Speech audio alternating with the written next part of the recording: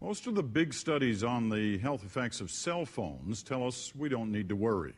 But tonight, the CBC's Wendy Mesley discovers that one of the world's largest industries is taking the possible risks very seriously, trying to make sure they are covered if a link to cancer is proven down the road. And the cell phone industry say that most of the science doesn't show any risk from using a cell phone. But in her new book, environmental health expert Deborah Davis reveals some insurance companies are worried cell phones could turn out to be another asbestos, costing the insurance industry billions of dollars down the road. There was growing concern about this issue, that this could turn out to be as bad for them as asbestos turned out to be when some companies went under because they had written policies to provide secondary insurance to asbestos companies. In her research, Davis discovered that instead of relying on studies supported by the cell phone industry, one insurance company hired an independent scientist to do some tests. We tracked him down in Vienna, Austria. Hello? Dr. Muscular? Yes. Wilhelm Moskuller's study shows cell phone-like exposure damages DNA. Those trails show DNA that's been broken. His work repeats the findings of several other recent studies. With this hint that there are DNA breaks, people believe that this is a very strong hint that there is a cancer risk, but it's not a proof that there is a disease related to it.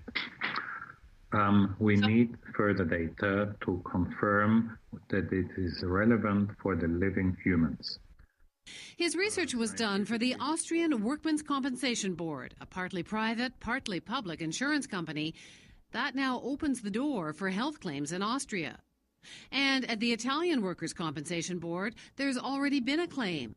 Just last year, an Italian executive was awarded major damages for a brain tumor he says was caused by holding a cell phone to his head for several hours a day over several years. That case could set a precedent in Europe. So what about Canada? Well, we contacted most of the provincial compensation boards who said that any potential claim here would be judged on its own merits. What about the companies that insure the cell phone companies? What are they saying? Well, a little bit different there. They're saying, we talked to two brokers from two of the biggest global insurance firms, and they tell us that about 60% of underwriters now refuse to cover cell phone companies against any potential health claims. And Swiss Re, that massive reinsurance company, tells us some insurers have even done modeling forecasting to 2020 and 2030 to see if brain tumor claims do come along, what it might cost them. We also checked in with the manufacturers, BlackBerry, Apple, and Nokia, to see if they're covered, but they wouldn't tell us. Same story with the telecoms, Rogers, TELUS, and Bell. Lots more in your interview with Deborah Davis coming up this Sunday night on The National, right? Thanks, Wendy.